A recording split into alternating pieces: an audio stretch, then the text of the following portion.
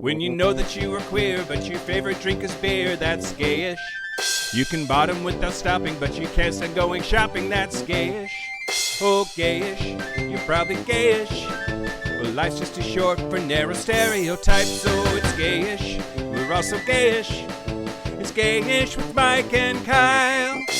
Hello, everyone in the podcast universe. This is Gayish, the podcast that wants to power wash your insides with its jizz. Oh, that's a lot of jizz. That's a lot of jizz. How can you jizz that much? You save it up for November, and then come December, you're splurting like Yosemite National Park. I don't like No Nut November. I like almonds and cashews too much. I'm Mike Johnson. I'm Kyle Getz. We're here to bridge the gap between sexuality and actuality. And today, my dog is in the studio with us, and she's just a literal bitch. We're going to make it through. If you hear little clicking, clacking noises, then that's just her walking around, having fun. She's 14 weeks old. Yeah. And 35 pounds. She's going to be a big girl. Yeah, we're here to talk about Pokemon. Why are we doing this? Oh, are we going to talk about that later? Well, yeah, we'll talk about that later. Okay. Hey. Get in, losers. It's Losers Month. It's Losers Month. I don't know. Whose idea was this? I think maybe Derek's. Was it yours, Derek? Yes. Derek says yes. It was Derek's month. It's Happy Losers Month to all of us. We're celebrating by voting on what? If you celebrate. If you recognize the holiday. Mostly in the United States. Yeah. Right, yeah. But yeah, we voted on the Patreon poll topics that have lost in the past. Mm-hmm. So all the losers that didn't win a poll have had a second chance to be the episode topic for the month. And I could win a poll. I've been winning polls left and right. And all month this month, we are covering topics that were voted on by you. So the losers that you all voted for. We made you vote for shit you didn't want. That's what Remember you're all that shit you didn't vote for? All month long. Here it is. That's why it's called Losers Month. Yeah. But first, the news. Shut your mouth hole. It's time for your ear holes. News. News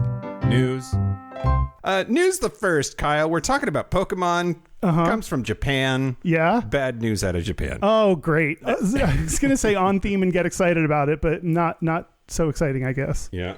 A court in Tokyo ruled Friday that the country's ban on marriage equality does not violate their constitution. So several court cases in recent years have found the ban unconstitutional. The most recent ruling is an outlier. Japan is the only G7 country without marriage equality. Only Taiwan, Thailand, and Nepal have marriage equality among Asian countries. Japanese newspaper Minichi reported that the judge who delivered the verdict ruled that laws related to same-sex marriage should be left to Parliament first. That sounds like their version of it's states up to the states to decide. Yeah, that's right. Yeah. Yep. Anyway, yeah. The judge said defining marriage as between a man and a woman and their children seemed appropriate. That's not appropriate. That's wrong. Wrong. Sorry. How do I tell him that he's wrong? Do I need to write a letter? Do I need to march a demonstration? Well, and I think this is an interesting thing to talk about, right? There is a mostly liberal idea that cultural relativism should be part of our calculus when we judge other countries and other cultures and other people. And they are a very gendered, very traditional, very conservative culture. Mm-hmm. So who are we to say that no, let fags get married, right? And you can say that about lots of other topics. It's not just gay shit. Yeah. And I just disagree. Maybe I'm the asshole American. Maybe I'm the Western Anglo-centric whatever. But I just think that there are universal human principles that trump all human culture. Yes, I totally agree. I think they're unalienable. Is that unalienable? Inalienable. The rights that I think supersede individual cultures. Yeah. Can you own women? Right. No. The answer is no. We're taking a firm stance on the big issues here on this episode. But I think that conservative people in this country weirdly don't care as long as it's Christian. Right. And then liberal people have this well, That's just their culture. We have to respect. No, fuck you. Fuck their culture. Yeah, you don't have to respect their culture. You have to respect customs, customs and traditions, I think, that are part of their culture, but not like things that violate basic human equality. Yeah.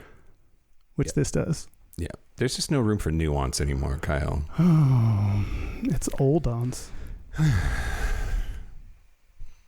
That was funny. I don't know if it was. Okay. News the second. Yeah.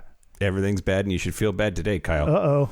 The dickbag fuckface hassle administration. By the way, the poll is open. You should vote in it. Poll is open. Vote on the dickbag fuckface asshole of the year. There's some good candidates. Yeah. Yeah. In fact, we had somebody join from Canada just so they could vote for that one bitch. But the orange asshole has decreed that the federal government will not observe World AIDS Day this year. It has been commemorated every December 1st since 1988. Does that include in the first Trump administration? Both Republican and Democratic presidents have held World AIDS Day events or issued proclamations on it, including George W. Bush, Barack Obama, and Trump in his first term. Wow. Although he did not mention LGBTQ plus people. Now, I was talking to somebody about this the other day. There definitely is a HIV AIDS. That means gay exclusively and Jesus. So bad. Right. And so they fight AIDS research. They fight PrEP. They fight even needle exchange programs when apparently ostensibly butt sex is what they have a problem with. But right. if it's good for HIV AIDS prevention or cure, they're against it again because Jesus. Yeah. And there are so many people, so many classifications of people who have HIV and are dealing with that as a problem. Anyway, I just it doesn't automatic. Sure, a lot of gay people, HIV/AIDS is a gay male issue, but not exclusively. Yeah, that's my point.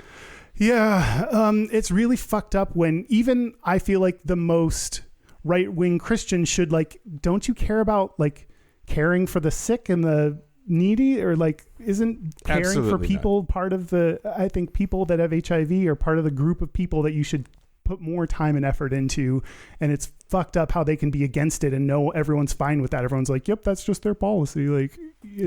It's a fucked up policy, and I don't know how you can justify supporting them.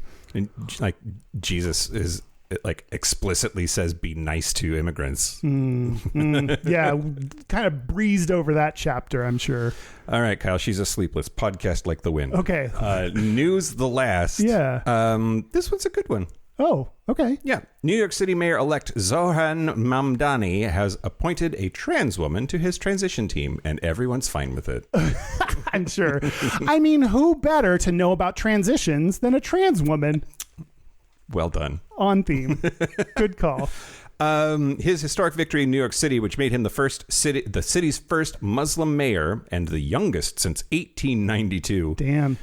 Saw him secure 50.39% of the vote and made Governor Andrew Cuomo go bye-bye. But part of his campaign was to protect trans New Yorkers, especially given that they're the whipping post per usual. Yeah.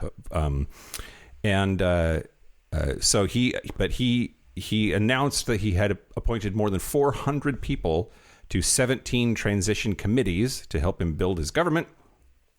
And amongst these appointees is trans rabbi Abby Stein. Wow, that's so many people for a transition team. I was thinking a committee of 8 people that help with it. That's so many people. I mean, it is so many people, you're right, but the city limits of New York City is 8.5 million people. That's I don't know, the 10 lowest population states combined still don't come up to that. The government is huge because of the huge number of people that are in that constituency. So, but yeah, you're right. 400 people, that seems calm down, girl. How much transitioning do you have to do? Yeah, totally. And given that, then a percentage, if trans people are 1-2% of the population, I would expect there to be more trans people on the transition team. Yeah. Not to take a good news story and turn it bad, but here we are. No, I can't imagine 400 important positions. What position did she get?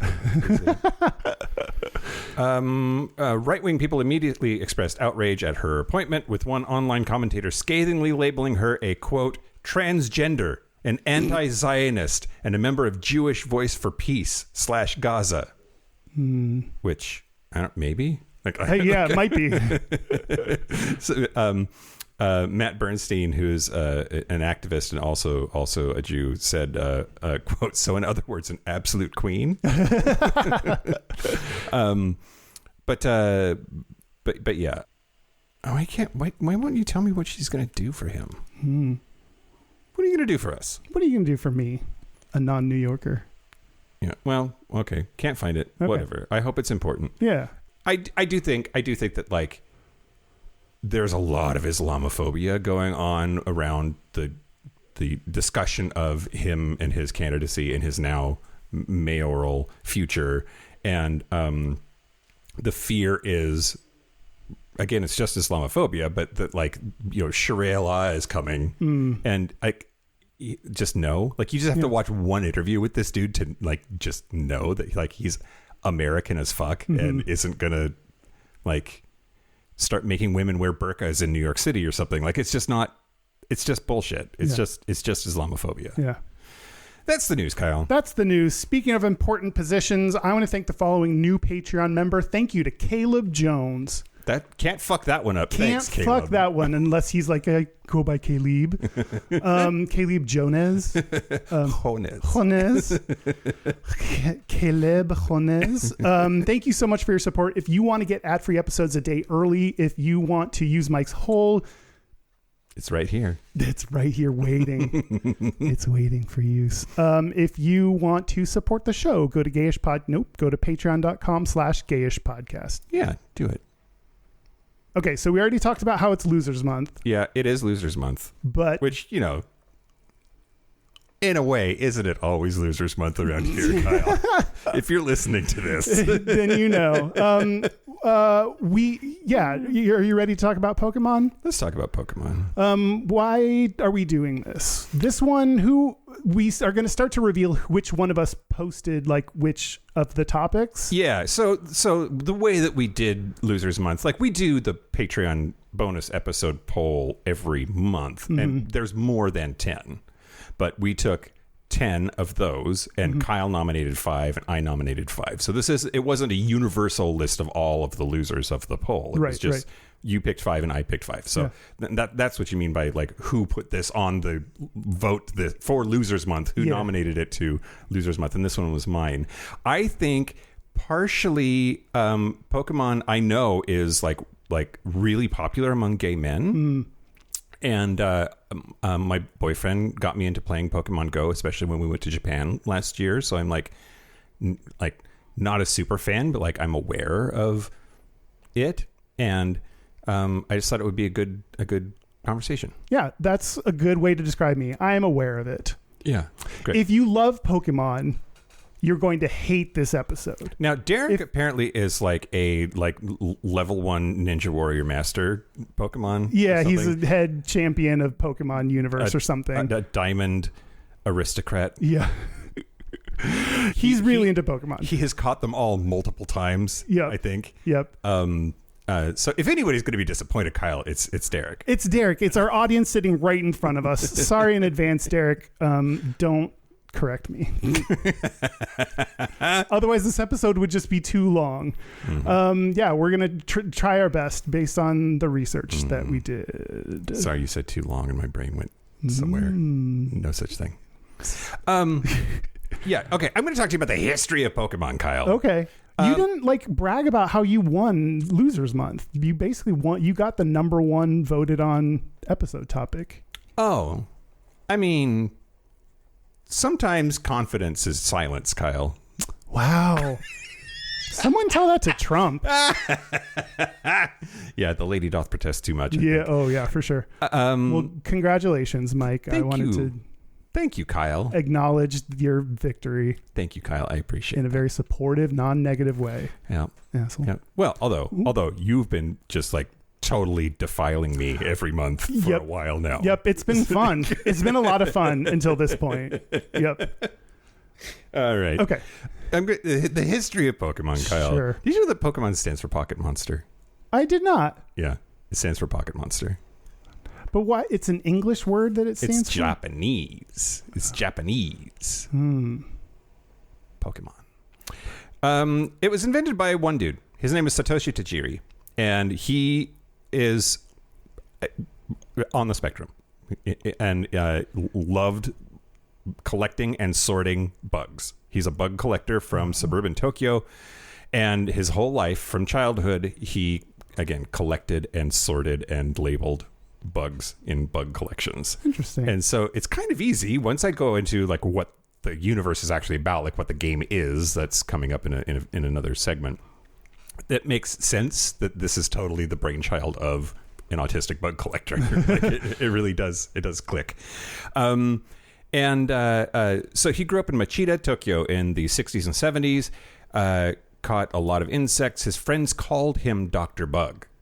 And then when... That's not a creative nickname. Like, you know, like true. it's kind of true. just like... It's a little on the nose. A little on the nose. Yeah. What was his name again? Dr. Bug. No. His real name? Satoshi Tajiri. I'm trying to come up with an insect-related name, but I can't. I'm not on the spot. Also, we don't speak Japanese. And we don't speak Japanese. There are two things coming up against me. One, I'm dumb. So he then he discovered arcade games and started a self-published gaming magazine called Game Freak in 1981. In 1989, he saw kids playing Game Boy with the link cable. Did you have a Game Boy? I did not. The old original black and white. You might just be. I remember you're a baby. Yeah. We had one, but you could. There was just a couple of games like Tetris and a couple of others that you could link two Game Boys together and play like against each other or with each other. Yeah. Anyway, he saw some kids doing that and thought, quote, "What if you could catch creatures and trade them through that cable?" He originally called it Capsule Monsters, but that was already Capimon. That was already trademarked. So, but it was because in Japan they have lots and lots and lots of vending machines that are like claw games, or sometimes you don't have to play the game; you can just buy the thing and it'll come out. But they come in like plastic eggs, like come out of a vending machine, and that's the connection. Started beginning in 1990, Tajiri's tiny self-published magazine company, Game Freak, got an artist, Ken Sugimori, who is the original designer of all 151 first-run Pokemon. Damn, that's a lot of work. They keep coming out with like expansions and additions or whatever, but the very first edition was 151 creatures, and he designed all of them. Wow. Nintendo agreed to publish it as a video game, but Game Freak had almost no money. Shigeru Miyamoto, who is just a is a titanic character in video games. He created Mario and Zelda. Personally mentored Tajiri and sometimes gave them money under the table to keep the project going. 5 employees quit because they didn't get paid. They ran out of money so many times that Tajiri's father gave him money to keep the company afloat on top of Miyamoto. The game was originally planned for the original Game Boy, but by 1996, when they were actually getting close to being done with the game and ready to release it, Game Boy was old news. Oh no! Like they were working on like the Game Boy Color by then or whatever. And Nintendo executives said, "This is too complicated. We don't think that the complexity of this universe is going to float."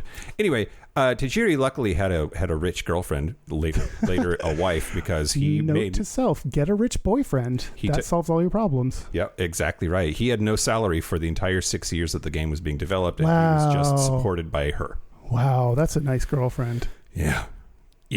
I hope they're still together and in love. I think they are. Oh, I don't know about the love part, but they are together. Who is in love, really? So it launched in February 27th, 1996. Pokemon Red and Green. Almost zero marketing budget. Initial sales weren't that great. Nintendo executives considered it a modest success at best. And then, like all good cult classics, it got super famous because of word of mouth. Kids fucking loved this game. Went crazy. And part of the magic there, and I'll go into this a little more when I talk about the universe itself, but like there were different Pokemon in Pokemon Red than there were in Pokemon Green. And in order to catch them all, you had to trade with friends or have two copies of the game and trade with yourself, which is the saddest thing I think I ever heard. I'm alone in my room trading by myself. Like, oh, honey, Derek we'll just get you some pointed at friends. himself. Oh, baby. But within a year, Pokemon became like a huge cultural phenomenon in Japan. The anime show launched in 1997, and Tajiri insisted that the show's protagonist be named Satoshi, which is his name, which translates as Ash in English. So Ash Ketchum, who's the main Pokemon trainer, protagonist of the universe, is named after him. So then they had to decide whether to get this to come to America. Nintendo of America was like, American kids will not like this. We don't know what the fuck is going to happen if we try to publish this in the United States.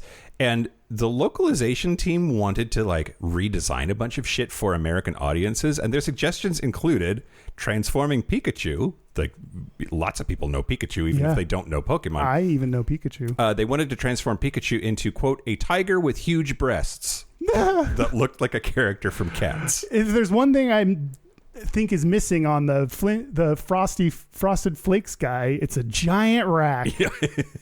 Tony the Tiger, that's his name. But I also feel like maybe the gays would be more into it. Yeah, that's fair. We love playing or interacting with a big-titted character in video games, especially. See Tomb Raider. Number 2, they wanted to replace all of the watercolor art, the original art style, with graffiti-style designs to make them edgier. And they wanted to give all of the monsters tougher names. And Yamauchi, who was the president of Nintendo in Japan at the time, refused. Quote, if we were going to do this, the only way would be with the original designs. They had a Pokemon event outside of Japan. The very first one in the United States was in Topeka, Kansas. The mayor officially renamed the city Topekachu. Okay, that's good. I was like, why that city? I would name 10 other cities in a heartbeat before that one, but that's a good tie-in. It's like they gave him a list of 20 American cities and said, like, do your best. Yeah. Like, which one? Which one? They dropped stuffed Pikachu from planes. There were skydivers. They dropped 10 yellow... Not dropped, sorry. They painted 10 yellow Volkswagen Beetles like Pikachu and drove them around other cities to promote the game. Pokemon Red and Blue launched in 98, and by November of 1999, it had sold 9.85 million copies in America alone. And it's been going ever since. I'll talk more about the universe in a future segment, but that's really the history. It was just like one like autistic bug collector dude that turned it into like this giant universe. In fact, Pokemon is the highest grossing media franchise of all time at $118 billion. Damn. That's more than Star Wars, Marvel, or Harry Potter. Wow. And it's because it includes games, anime, movies, trading cards, merchandise, mobile games like Pokemon Go. Like it's like it's kind of under the radar. Like I don't think if you asked people what's the number one financially successful franchise in human history, I don't think people would think Pokemon, but it is. Yeah. Wow. And it sounds like he like failed so many times, ran out of money, had to get it from other people. Like at any point he could have stopped and been like, God, I need to go back to my accounting job or whatever he did. Like this is a failure and I need to move on, but he didn't, which is like, those stories are always inspirational because then it reminds you that when you fail, it's not the end of the road. There's more ahead of you. That's right. That's what keeps me going here, Kyle. Yeah. This is Pokemon specifically. No, failing and keep it going. Okay. That's why we're still here. Yep. Well, I'm going to tell you some data. Okay. And this is from a study called Pokemon Go. healthy or harmful. Oh yeah. Okay. And in case you play Pokemon Go now, right? Yes. Okay. Well, not now. I don't think I've touched it in like almost a year, but. Oh, okay. You played it briefly. Yeah. Pokemon Go. Because I travel a fuck ton for work, and boyfriend is like super into it. I'm robbing the cradle. He's a lot younger. He's more the generation. And because I travel all over the world, he wanted me to go catch the Pokemon in the places that I travel for work and bring them back so that I could trade them to him. And it was for a couple of reasons. There's some Pokemon that you can only get if you're in a different place physically. And there's an achievement or whatever that you can get that is it adds up the distance every time you make a trade. And so if you can gather enough distance, you get like a award or whatever. Cool. So if I went to India, like I was in Bangalore, India, and brought back a bunch of Pokemon, I would trade them to him and he would get like 7,000 points like every time because that's how far away it is. That's really sweet of you to collect Pokemon for your boyfriend. I mean, also it was nice to have something to do. I get bored on those trips sometimes. And it's like you don't have to buy him like a keychain. You know, you have something that you can give him that he actually wants. That's true. Yeah.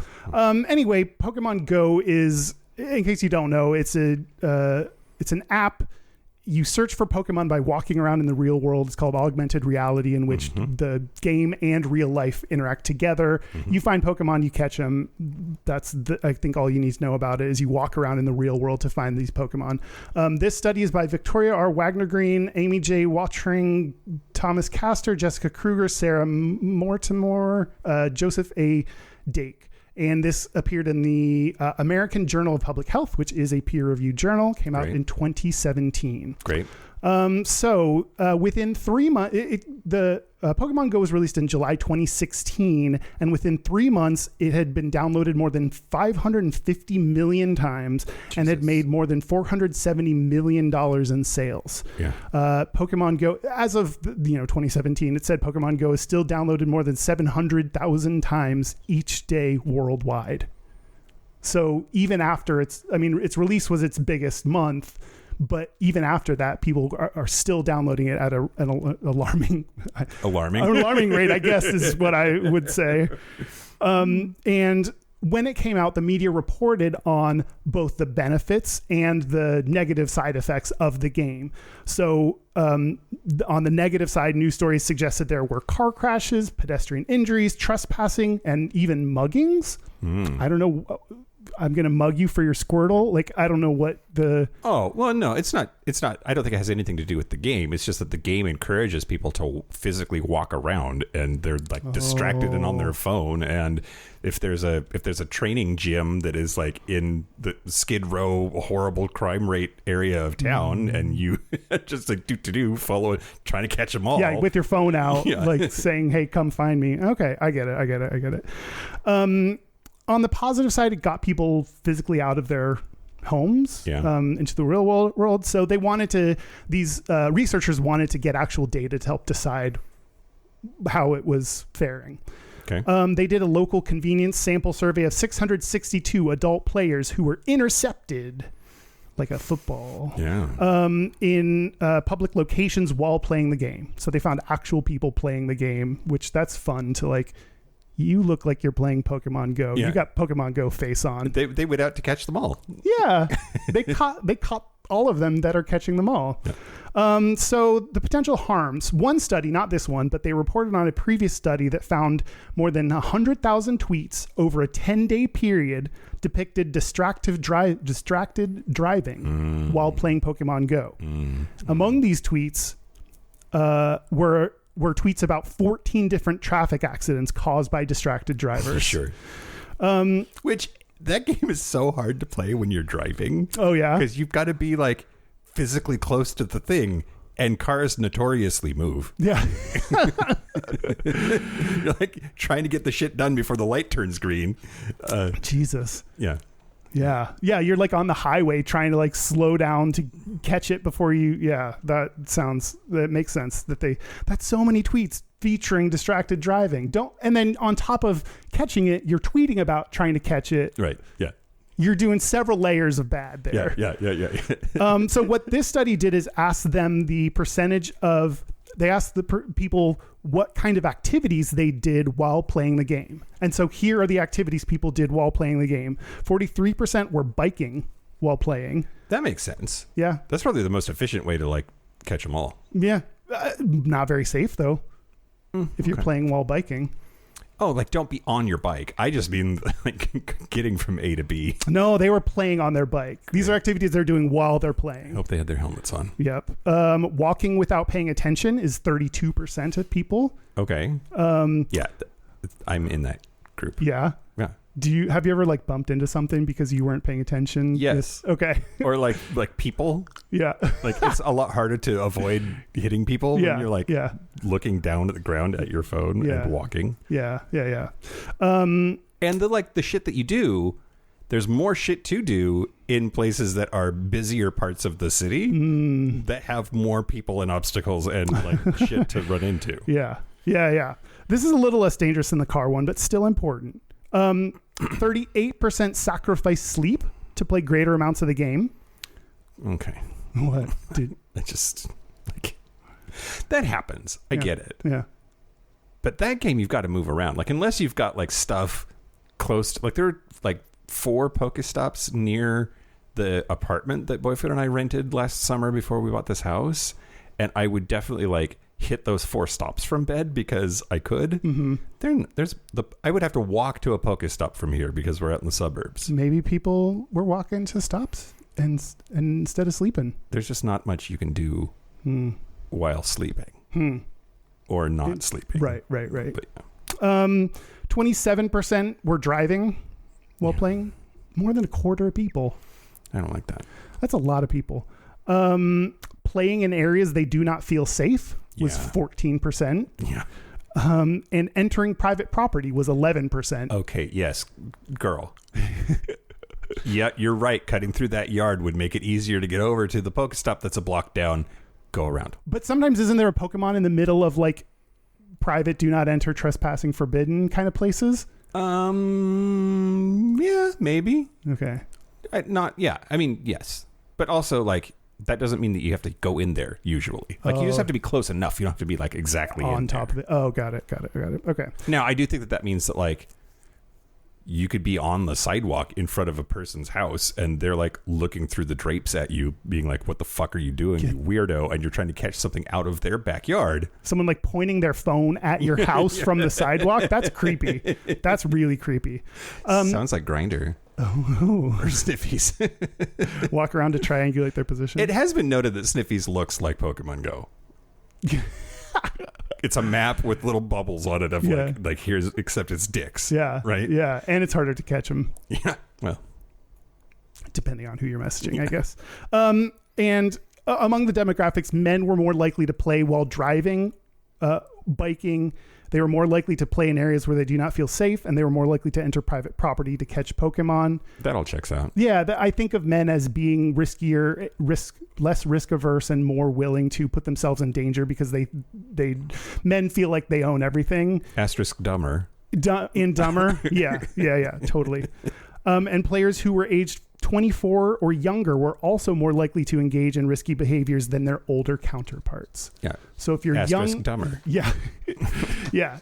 Basically I wonder, they didn't say education level, but I wonder if lower education level is connected to riskier. And your prefrontal cortex isn't done baking until you're 25 or whatever that lie is that people say. Is that not true? I don't think it's actually true. Oh, interesting. But impulse control is one of the things that you need to be older to have fully formed. That's why everybody gets pregnant in their 20s. Oh, I didn't.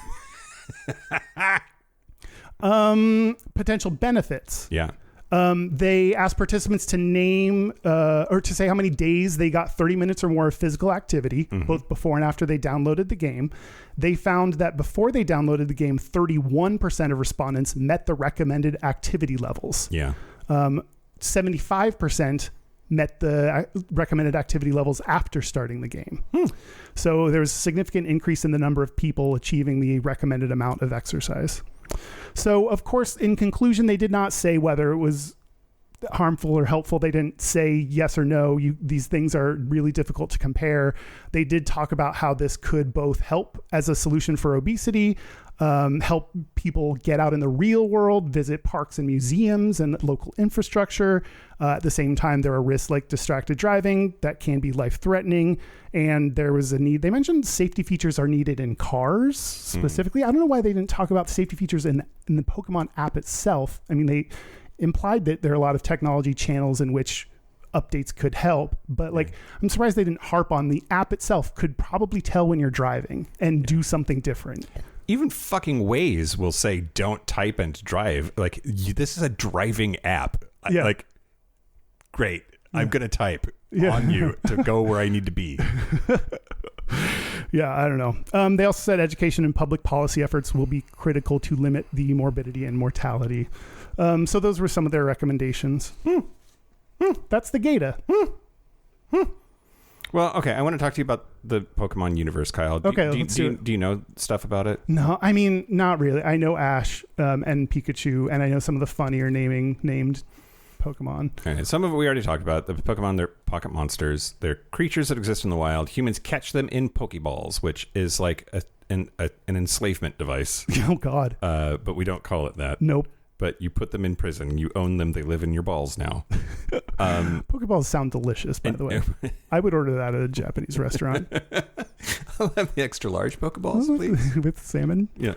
There are currently 1,025 different species across 9 generations of games, and the original 151 from Red, Blue, Yellow are called Gen 1. Every Pokemon has 1 or 2 types, and the types are like fire, water, grass, electric. Captain Planet. Yeah, exactly right.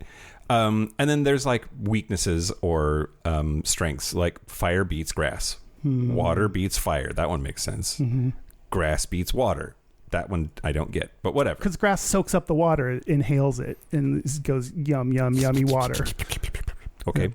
There are 18 types total, and some of them are like ones that make less sense to me as a person, but whatever. There's Ghost and Dragon and Psychic and Dark and Steel and Fairy. Fairy was added in 2013. That sounds gay. That sounds gay for sure. Now, most Pokemon evolve into stronger forms as they level up. Yes. And so like Charmander becomes Charmeleon, who becomes Charizard. And I love this note from this article. Quote, unlike biological evolution, this happens to individual creatures within their lifetime. I love that little jab at like, no, this is not what evolution is in real life. Right. Like, and you need... Why are there still monkeys, Mike? I know. God, fucking idiot people. I still want to get Forrest Valakai on the show. If you know him, have him call me. Oh. And some of them will only evolve if you like trade them or use special items or level up with high friendship. Some Pokemon are shiny, also gay. Yep. They're like sparkly. Yep. And but there are also color variants. So originally in the beginning it was 1 in 8,000, and now it's 1 in 4,000 will be shiny. And a shiny Charizard is black instead of orange. Cool. But there's no advantage. They're not better except aesthetically. Yeah, which aesthetically better is also better. But it does feel a little gay to be out there and being like, I want the shiny orange one. Yeah. Even though like functionally it's the same. Yeah, I remember that happened with the Marvel cards that I collected. There were like hologram versions of the cards, and like those were like rarer or felt cool to have, even though I didn't do anything with I just collected them and put them in a little binder. And then when I grew up, I was like, no, I don't want those anymore. That was the extent of what happened with those cards. Do you ever wonder if some of them were worth money? Yeah. Great. Okay, great. Yeah. And then my wonderment goes to inaction and nothing happens. Yeah. There are shiny hunting communities, and so the like encyclopedia of Pokemon is your Pokédex, and you're trying to fill your Pokédex,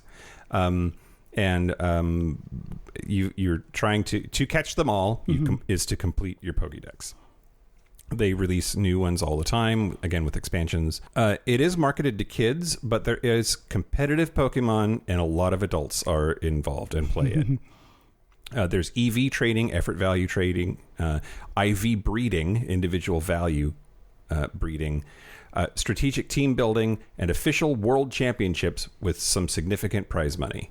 What is IV breeding? I don't know. That sounds hot. I think it's like it's like when you I don't know, Derek, how's it work?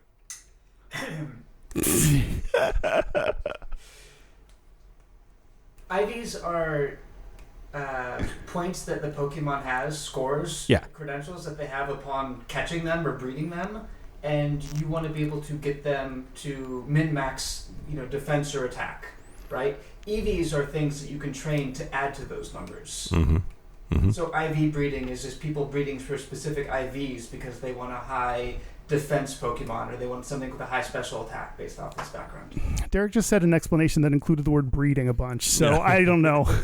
You had me at breeding. You had me at breeding. Do you think every time I get bred, I get leveled up in like some kind of skill? Absolutely. Oh, Yeah. You get improved defense. Yeah. Thanks, bro. High five. You get more EV Yeah. in your hole. Yeah. Great. The competitive metagame is a lot of math. There is a lot of math involved, and I think that's hilarious and beautiful. We already talked about the fact that like they've made a fuck ton of money. Yeah. I think that's all I wanted to tell you about it. I think that the types sometimes matter. Like obviously the fairy type is, I think, the gayest. Yeah. Just hands down. Yeah. Although fire types could be like the flamers. Oh, yeah. We'll talk more about like who the gayest Pokemon are. But that's how the universe works. So then you're a trainer and you run around and collect them and train your Pokemon. There's also Team Rocket, which is like the bad guys. Mm-hmm. They're the evil Pokemon trainers, which I don't know. You're all slavers. I don't know why. I don't know why they're considered the good ones, because it seems like you already have to have nefarious intent in your heart to imprison and force into battle your Pokemon, but whatever. It's just like zoos, and we're helping them. Sure. They love it. But the bad guys aren't. But the bad guys aren't. Even though they're doing exactly the same thing. Okay, great. Anyway, that's Team Rocket, and that's important because I'm going to talk to you about some Team Rocket folks too in the Patreon segment if you don't cover it. Yeah. Okay. I'm going to talk about gay characters in Pokemon. Yeah. The actual human characters. Yeah. Great. Trainers and merchants and stuff like that. Sure. Yeah. Great. There are no officially confirmed gay characters in the Pokemon franchise. Depending on who you ask. Segment over. Great. No officially confirmed. I think that is, well, okay, there are... That's so Japanese. It's the same with Nintendo characters. Like, they're never, like, intentionally queer in any way whatsoever. Yeah. But there's some unintentional fucking queer shit going on in video game characters. So let me tell you about that. There are... People make assumptions about characters, and there are also supplemental materials that contain gay characters. So the two that I found that are in supplemental materials is there is a 1990s manga called How I Became a Pokemon card that included a character named Akari, who is a trans boy. Nice. And he wants to be a cool trainer, was the description. Great. I want to be a cool trainer. There was an early guidebook for the Pokemon anime that describes Okama-san, who is a male character and uses an outdated Japanese term that refers to specifically an effeminate gay man. Great. They called him a faggot. Yeah. Or swishy, or what, I don't know what. Fairy. A Nancy. Yeah. Some word like that in Japanese. And I don't know if you want to call that an early guidebook official canon for Pokemon. So there are ways you can say, like, yes, there are officially gay or trans characters in the universe. I think that depends on how overt that word is. If there's a character named Fagatron, that seems like... Oh my God. An anime with a lead character named Fagatron would do so good. I love that. Derek, make a note of this timestamp. Remind me later to write Fagatron. Okay, suspected gay characters. There's Grusha, who is the main antagonist from the Pokemon Scarlet and Violet, which is a role-playing video game. Grusha is a male character that appears very feminine. So people then speculated that he must be gay. Sure. from Reddit, quote, just because he I grabbed some quotes from Reddit about each of these characters since I don't know that much. And I cherry picked these, quotes. So whatever. From Reddit, just because he looks feminine doesn't mean he must be transgender or gender fluid. You're enforcing gender stereotypes here. Mm-hmm. It's a type of stereo. Yeah, which I can see. I can both see the side of, okay, we don't have any officially gay characters or queer characters. This one seems pretty queer. I know some of the signs, and I wrestle with, like, I know that's a homo. I just know it. Yeah. And it's because of stereotypes. Yeah. And sometimes those are true. Yeah. And I can also see, like, well, if they haven't officially confirmed it themselves, don't make assumptions about them. That just reinforces some of those stereotypes. So I see both sides of this argument that pops up around Grusha. It kind of feels gross, right? What? To, like, just have stereotype after stereotype be what's presented, but, like, no confirmation, no overtly actual queer behavior. Yeah. It all feels very like being the butt of the joke as opposed to being in on the joke or something. Yeah. I don't know. Yeah. There's Jesse and James, which you're going to talk about a little bit more. I'm going to talk about James. James, okay. They are over the top and flamboyant, and so I won't go into anything on them. There's Hassel and Brasius. They are gym leaders from the Pokemon Scarlet and Violet. They share a close relationship that many people interpret as romantic. Yeah. They refer to each other as nicknames such as Haas and Brasi, and their dialogue suggests a deep bond. And from Reddit, someone was commenting on a video of them and said, quote, disaster gays for the win. So I don't know what's disaster about them, but something must be fucked up about these two homosexuals. Okay. I could see, like, gym bros being gay.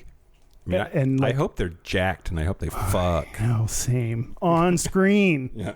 Give us the gay Pokemon porn that we've been deserving. Yeah. Derek showed us some straight Pokemon porn at the production meeting, and it was disturbing. It was the Pikachu. They did a bad job. They did a bad job with Pikachu. Well, it was Dickachu. Sorry, Dickachu. I didn't mean to misrepresent the Pokemon porn.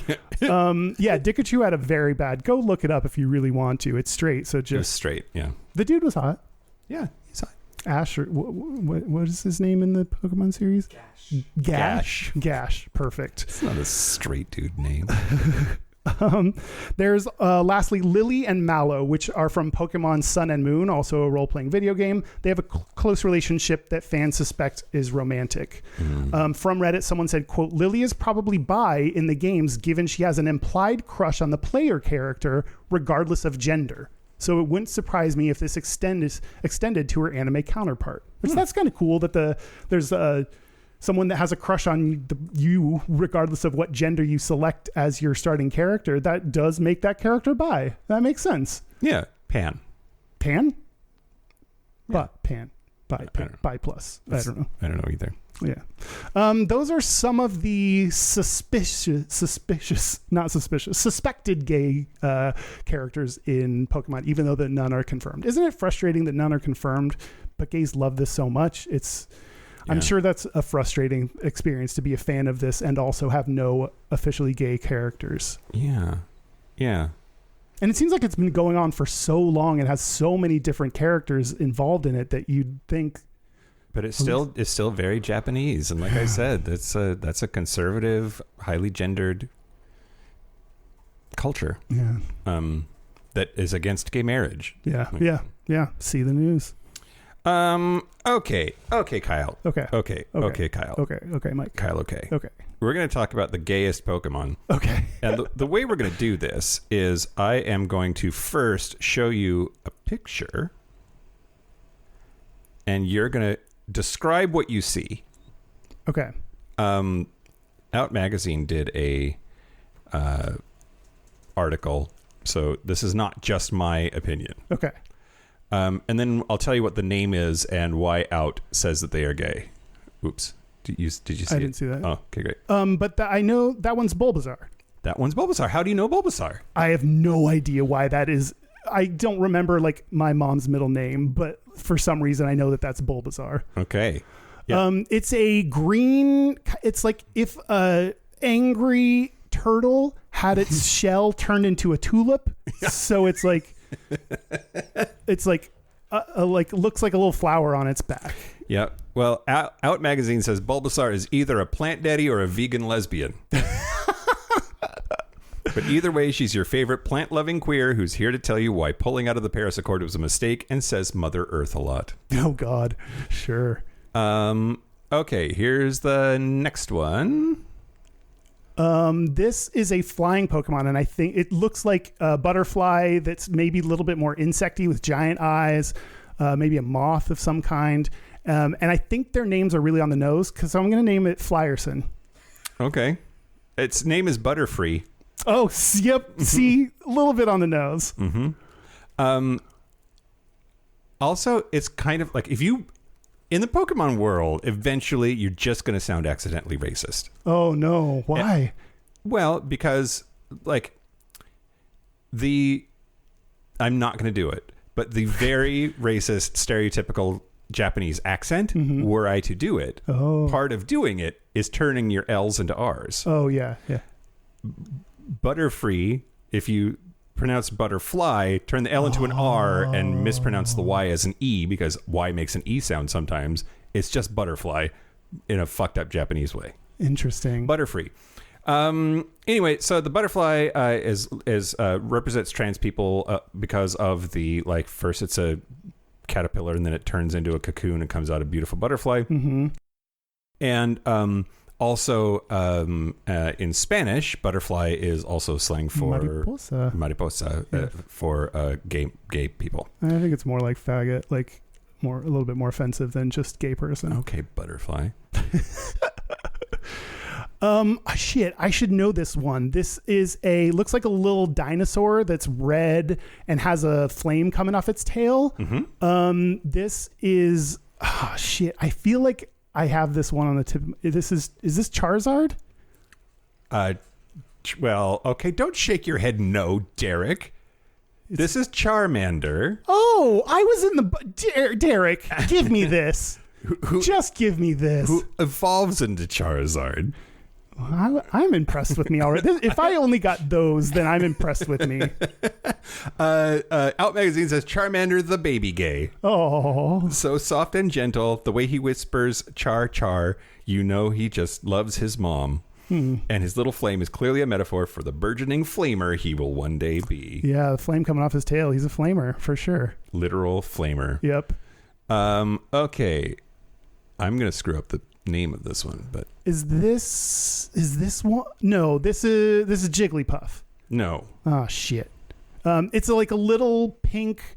It looks like a marshmallow that has a swirl for hair and has these little like tubby arms and legs. It's like, yeah, a marshmallow with arms and legs and 2 ears. Yep. So I don't know who it is. This is Clefairy. Clefairy. Never heard that name before in my life. Long E, short E. Clefairy, Clefairy. The second one, Clefairy. Okay. Clefairy worship the moon, and the moon is queer. Like a lesbian. Like a lesbian. Also, they only travel in packs and talk to other Clefairy just like lesbians. And queer people in general. Yeah. Okay, let's go with this one. What do you see? I did not see that. That's the big one, and that looks like. Yeah, this is Psyduck in the lower right-hand corner. Don't pay any attention to Psyduck. This one behind it. It looks like half of a clam, and inside there's like a little black pearl. But it also has a horn, gray horn coming out of it. This looks like a metaphor for a vagina. So I'm going to call it Labiapus. Great. I like Labiapus. Yeah. That should totally be a Pokemon. This is Cloyster. Oh, I said like an oyster. And I was closer than I thought. Out Magazine says Cloyster's a grinning vulva. Oh, yeah. Okay. I could have written this article. Yep, you could have. How about this one? Oh, this one's defo queer. It's like, it looks like just a sludge, and it's just pink, glittery sludge with like barely has arms and legs formed out of it. It looks like flubber, but pink and sparkly. And it's kind of smirking, like it knows something that it wants to tell me but can't. And I'm going to call this Glittery Poo. I love that. That also sounds very Pokemon-ish. Yeah. This is Ditto. And Out Magazine says Ditto is our genderqueer, gender non-conforming sibling, and we stand their decision to be who they want to be at any time. So Pokemon used to not have a gender binary, or at least one that wasn't as rigidly enforced. And then they were like, no, every Pokemon has gender binary. They have a forced gender binary. Ditto is one of the few who escaped that. Oh, interesting. Yeah. So, and can't Ditto become other Pokemon? Isn't that why the Ditto, like... That's sort of the point. So Ditto has no gender because Ditto becomes the gender of the Pokemon that they become. We talked about this, I think, when you talked about... Derek has a correction. Oh, God. They're often used in breeding because whatever Pokemon they're bred with turns into that Pokemon. So, Derek said they're also used in breeding because the Pokemon turns into whatever Pokemon you want it to become to breed with. Sex slaves. So they're sex slaves. Oh boy, that's hot if it's consensual, but I don't know that if this one is. Okay. This is looks like a dinosaur with a long neck and little wings for ears. It's adorable. It has real big eyes like an anime does. And is that shell on its back? Is that part of the Pokemon, or is that a separate thing they're floating on? No, though they're two different. Okay, yeah. So we're just looking at like little dinosaur with a long neck looks like a Loch Ness monster coming out of the water. And I'm gonna name it Loch Ness. I love it. This is Dragonair. Okay. And Out Magazine just says a high femme queen. Dragonair literally evolves with an accessory around her neck and those little wings around her ears. Other Pokemon are shaking. Cute. This is 3 different versions of the same Pokemon. Is this looks like a mean version of Pikachu in the middle. It looks like Pikachu just got a bath and got dried off and his hair's all stuck up. This isn't Pikachu? This isn't Pikachu. Oh. This is Raichu? It's so Eevee is a Pokemon. And then at some point, Eevee starts off normal, but then evolves into several different kinds of Eevee. And I think that's just the electric Eevee in the middle there. Oh, okay. The water Eevee, the electric Eevee, the fire Eevee. Gotcha. And so this just says, Out says this is like a queer person because Eevee starts off normal, but after a few semesters at college, she evolves to become the person she was meant to be. Just like many queer people. Yeah. Yeah, I wonder if that evolution is a theme of why gay... I'm going to talk a little bit more about why gay people like Pokemon, and I wonder if the evolution from one thing to another, seeing it also as a benefit and an upgrade to who they are. I think they get higher stats when they upgrade, so like that seems pretty cool and a metaphor for gayness. It absolutely is. Yeah, I do think that that's part of the appeal. Yeah. Or, part of it. Yeah. Oh boy, if you liked balls, this one has them all. It's like a blue ball with arms and legs, and on its head looks like this flower thing with 4 red balls on it and 4 petals.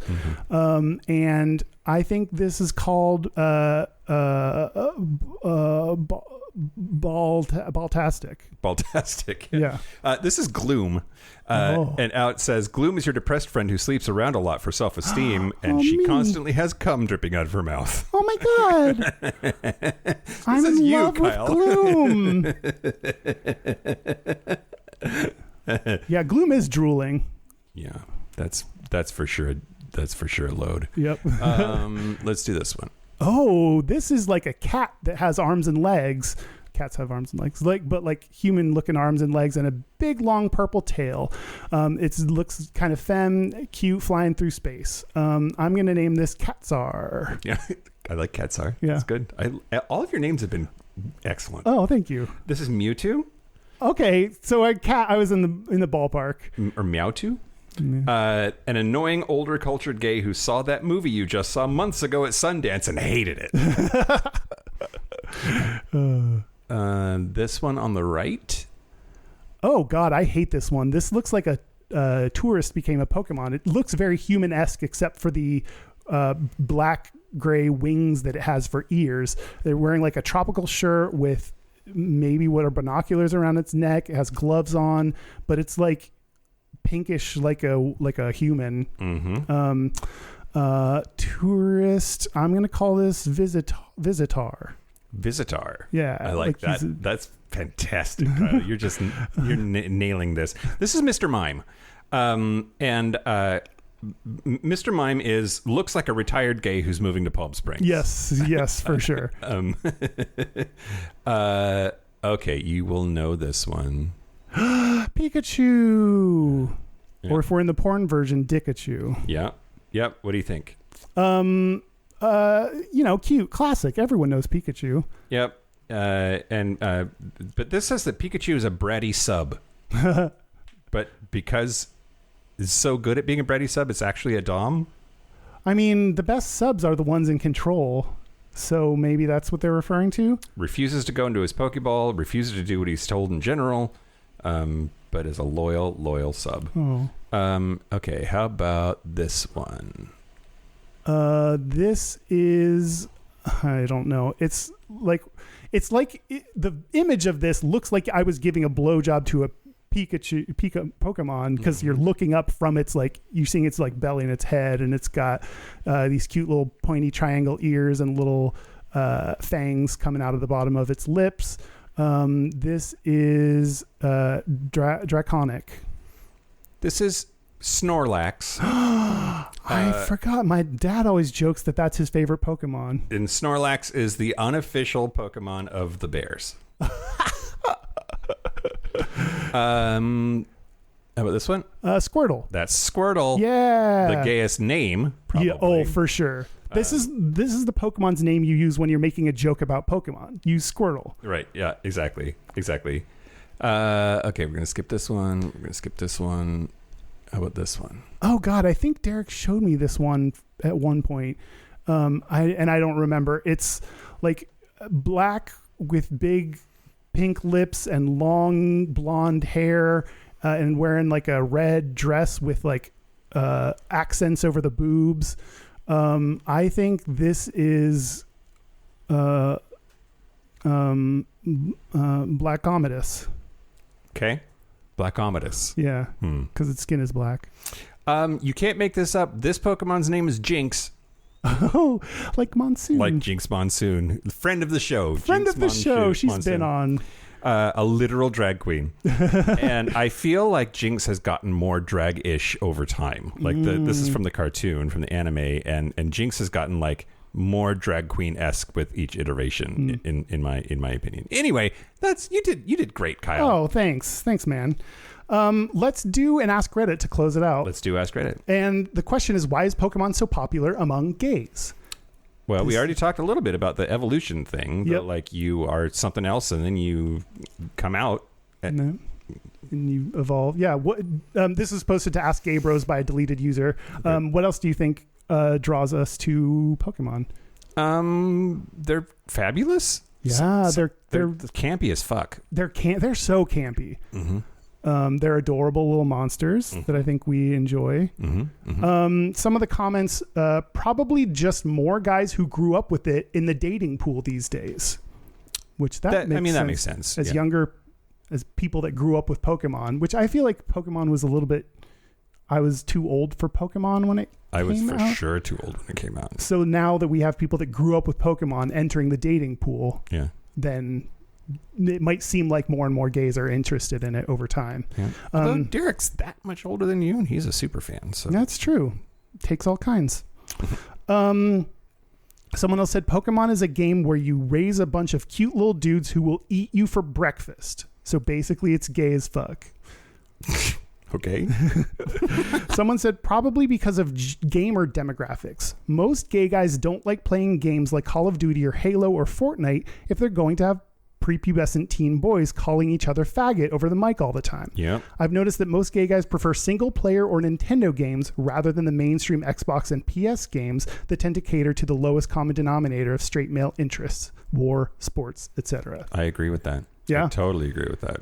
It feels like it's like I play World of Warcraft and I don't like PvP. I like the PvE stuff. But like I want to play the game. Right. I don't want to like kill people. I think we saw this when there was this study about what careers gays tend to pick, and one of them was, I'm not getting the word right, but more autonomous, where you had less supervision, and I think we like to be more independent. So playing on your own and not PvP makes a lot of sense. We, especially in our early days, can have issues with society and culture and other people, and so we can pull away from that and want to find our own venues that don't provide homophobia to us fed on a spoon, and sometimes that includes not interacting with other people. Yep. Someone said it's symbolic of gay hookup culture. You are always looking for the next best thing. Yeah. You don't collect just one Pokemon and be content. You got to catch them all. On a subconscious level, appeals to the gay man's desire to find as many attractive partners as possible. Yeah, that's not great. But. That's not a ringing endorsement of gay men. And I can't tell if someone is just drawing these parallels like afterwards, looking back at it, like retroactively being like, oh, here's a connection, or if this actually is a legitimate reason gay men are interested in this. Yeah. The thing that you just said. The first one, where it's just like retroactively looking back on something and trying to draw a comparison between two things that may not actually be the cause of. I think gay guys are into it for other reasons, and then somebody asking the question, why are gay men into this? And then they know a little bit about the game, and they're like, well, it must be because it's like Grindr. Like, no, that's not. Yeah. That's not why people start. Okay. I don't think it's why people stay. Yeah. Okay. But sometimes I do feel like a Pokemon trainer. Well, yeah. You got to catch them all. Yeah. Have you ever been with somebody that it feels like you're just a checkbox? Yeah, a lot of people. That happened to me. Like I felt really gross about it. Oh, I felt great. Great. Use me. I mean, there's some people that is like, if you want to use me to check a box, check your box, honey. Mm-hmm. That's fine. That's fine with me, as long as I get that jizz. Check my box. It's on my prostate. Someone said because of Machamp's six-pack. Oh, yeah. Machamp. Machamp, I don't know. Someone said because they're cute little cartoons, but boyish and masculine enough for you to not feel too embarrassed about liking it.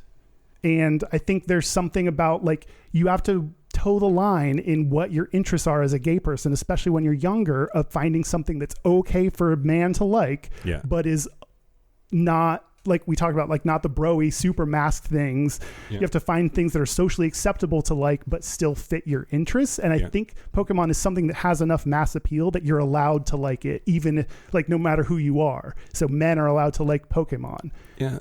And so it's acceptable to like this. There's not a lot of overt sexuality in a lot of Nintendo stuff. And I think that maybe like Nintendo becomes a safe place for gay kids for those reasons. Yeah. Like Mario. Something sexual about Mario. You're allowed to like Mario. He's chasing that pussy from castle to castle. Okay, well, that's true. But like, she keeps rejecting him. That's true. Yeah, he needs to know when to say no. Yeah. Someone said, if you want my interpretation, gamers, gay men who have affinity for video games, thank you, don't see themselves represented in more mature games that are targeted to assume straight male players. So they flock to the franchise with the cool and cute little monsters. Yeah. Which I think there's something to that. And then someone lastly said, who doesn't enjoy throwing your balls in the face of a Jigglypuff? Yeah. Oh my God, we didn't even talk about hold on. What? We didn't even talk about what I think is the gayest Pokemon. What do you think is the gayest Pokemon? It's not Squirtle? I think it's Lickitung. Look at this. Like, oh my God, that is a giant tongue coming out of a dinosaur, like on all fours. It's pink with like little yellow. I want to get rimmed by Lickitung. Yeah. I mean, that would be a great lesbian, because it's got a Don't giant take this from tongue. me. Okay, you can have it too. It can be it can be a bisexual. Yeah. Yeah, great. Did we do it? Is Pokemon gay? I mean, officially no, because there are no official, depending on how you interpret that question, like nothing officially confirmed and in the main storyline. So the answer should be no, but a lot of gays really like it. And so I think they're kind of lucky to have us gay fans. Maybe. Yeah. So there is kind of something gay about Pokemon that we talked about a little bit of why, but I also feel like in my life, most Pokemon Go players are gay dudes and straight chicks.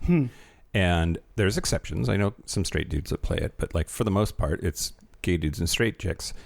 And I don't know if that's because that's the target demographic or who is like drawn to the game, or if that's just all I have in my social circle.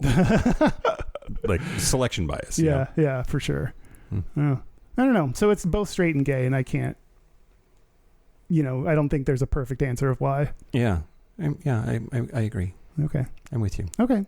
Should we take a break? I'm so nervous about this one. Why? Because, like, I don't know. Did we talk? We probably didn't talk about your favorite Pokemon, and I'm sorry about that. Yeah. You can let us know who you think is gay in the comments, I guess. Yeah. We didn't talk about Meowth. The voice actor for Meowth was a trans lesbian, I think. Oh, no way. On the show. What else didn't we talk about? I mean, there's like a fuck ton of shit. There was a weird amount of shit that we could have talked about. Yeah.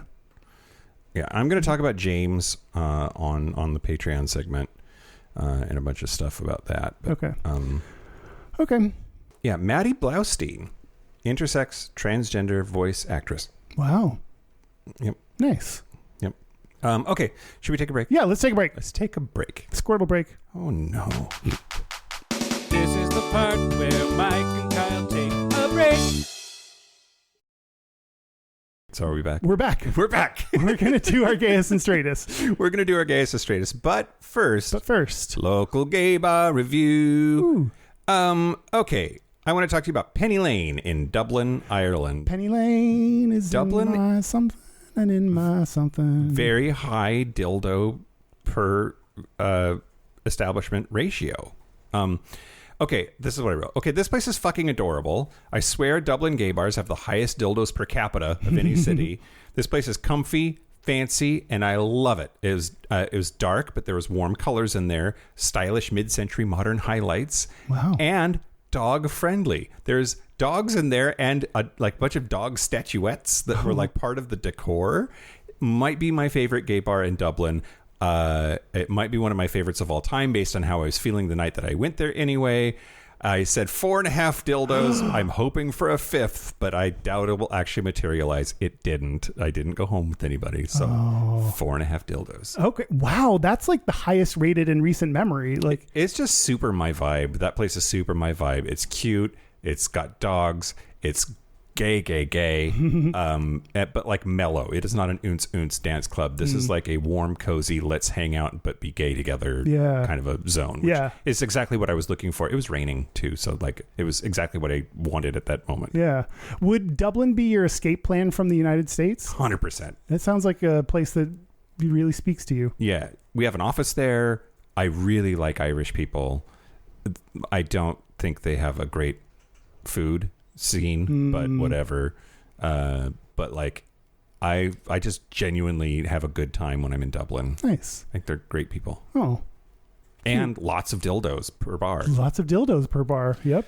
Okay, Kyle. Yeah. Rate, review, subscribe, and recommend. Yeah, it's never too late. If you've waited 400 episodes to send this to a friend or give us a rating, that's okay. We accept you and love you anyway. Just do it today. Buy our book, come on our cruise, come on our face. It's going to be great. All good things. Our website is gayishpodcast.com. We're on social media at Gayish Podcast. You can find our Facebook group where you can vote on the Dickbag Fuckface Asshole Awards. Yeah. Or find our Discord link at gayishpodcast.com/contact. Do it. Our hotline, you can send us text messages or leave us voicemails, especially if it's your gayest and straightest. It's 5855-GAYISH. That's 585-542-9474. Standard rates apply. Our email is gayishpodcast@gmail.com. Our physical mailing address to which our Christmas presents should be sent is Post Office Box 19882, Seattle, Washington, 98109. Speaking of which, we did get something. We did get something, yeah. From a listener, Derek. You are a listener, Derek. Oh my God. Look at this t-shirt. Known homosexual.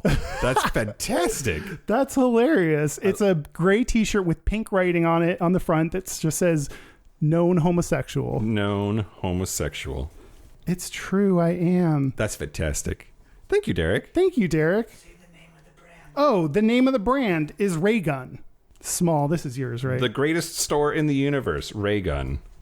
Wait, what is Ray Gun? This t-shirt place in the Midwest that has a bunch of liberal shit like this. Oh, okay. Oh, nice. Great. Thanks, Raygun, and thanks, Derek. Yeah. That was really sweet. Very, very sweet. Should we do our Gayest and Straightest? Yeah, let's do our Gayest and Straightest. You're going first. Okay, great. Dom taught me into it. My gayest is for Thanksgiving. I came to your Stragglers Thanksgiving, which anyone that didn't have a place to go got to have a home, which was very sweet of you. My dad was very grateful that you had me. So I talked to you. I talked to you with like my parents and my therapist. Ugh. Sometimes it's too much. Anyway, sorry. I didn't mean my Gayest and Straightest to go into some insults of you. But when I went to Thanksgiving, I'm grateful for you too, Kyle. Okay, yeah. There was something nice somewhere in there, and it got lost. My gayest is that I don't cook, and I brought white and red and rosé wine. Yeah. And cookies. You brought me cookies. And I brought cookies. Well, Mom had one and said, Kyle cooked me breakfast. I'm so glad someone ate one. My straightest is I didn't take any photos of the food at Thanksgiving. Oh, yeah. I think posting your food to Instagram is like a gay requirement that I did not meet. Okay. Yeah. Not airing dirty laundry too much, I hope. Okay, but... I was furious. Because, like, it's a bunch of millennials that were making the food, and it all had to come together, and we were supposed to eat at 5 or whatever the fuck time it was. I forget. And they're, like, taking their... I'm starving to death, and they're taking their sweet-ass time making the food pretty so they can take pictures, and you can't touch the food until the pictures are taken. Yeah. Fuck you! I give 0 fucks about the pictures. I want to eat. Yeah. Yeah, I'm the same. Great. Okay. But, yeah. Love you, boyfriend. What about you? The straightest thing about me this week is for Thanksgiving, I grilled the ham. Nice. I just did the work outside on the barbecuer, which is not a barbecuer. It's a griddle, outdoor griddle, Blackstone spit roaster. Yeah. And so I had to figure that out. But like, I don't know, just being outside in the rain cooking meat just felt like that's the straight guy responsibility. Yep. And then the gayest thing about me was on Friday night, Mom and I watched Wicked One Wonderful Night, which was a concert that the cast of Wicked did in front of an audience to sing all of the songs from Wicked. It was super good. That's very gay. Like Bo and Yang hosted it. Like, it's for sure. Gay as fuck. Yeah, soup's gay. We have a listener's Gayest and Straightest. This one is from Jeff from Minneapolis. Jeff from Minneapolis. My name is Jeff from Minneapolis, calling with my Gayest and Straightest for the past week and tomorrow. The gayest, I just returned from a week in Augusta, Georgia, attending Badass Weekend, which correlates great with your recent podcast about spanking. It was a week-long gay male spanking event attended by 213 participants. Lots of bad boys getting spanked, including myself, as a result of difficulty walking and definitely sitting down. When I returned back to Minneapolis, my husband had to put some first aid on my back and my ass, and he commented that my butt had been returned back to iron tail condition, which is kind of the way it was 30 years ago when he and I first met and we were extremely kinky. So that is my gayest, a week of gay male spanking. And tomorrow my straightest will be going to the ear, nose, throat doctor for an appointment and hoping that he will not want to take my shirt off to use a stethoscope on my back, because if he does, then he will see some nice welts from the single tail whip that I took during Badass Weekend. And also going back to one of your earlier podcasts about persons with disabilities, Mike, yes, for sure. I am blind. Many of the apps are not accessible, hardly at all, with screen readers. VoiceOver specifically is what I use, and so it inhibits us from equal access in hooking up for ass. Okay, bye. Okay, bye. Man, giant ass spanking weekend. Good for you. I mean, a week. I feel like it's like the Seattle Marathon was this morning. Oh, was it? I always wonder, like, people who try to do a marathon without training for it. Oh, yeah. Like, do you have to work up to Badass Week? I don't think you jump headfirst into spanking by going to a weekend. I think you start small and figure out that you like it. And Just go with a spanking brunch and then go see how it goes from there. Yeah, for sure.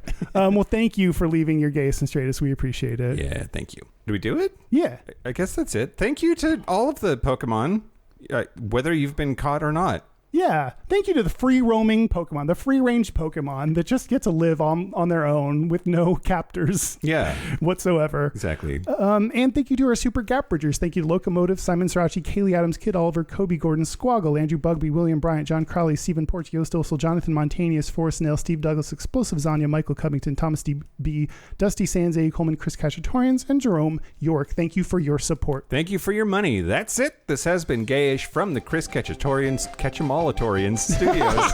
I'm Mike Johnson. I'm Kyle Katz. Until next week, which be fabulous be you. See you next week. Bye. For another loser. Oh, another loser.